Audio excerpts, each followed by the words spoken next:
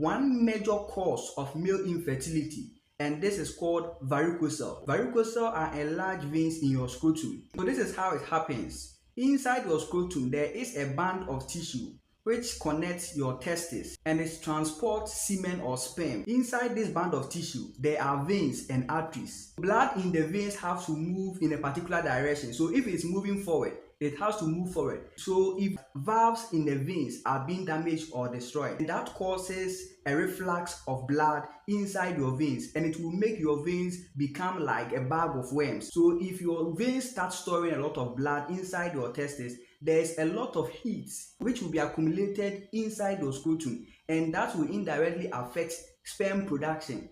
This is because the reason why the testis is located outside your body is because of heat will not affect sperm production and even the quality of the sperm being produced too. Some common signs of varicocele is you feeling heaviness inside your scrotum. So you notice that your scrotum looks a bit heavy, and sometimes there is dull aching pain which you will notice. So how is it being treated?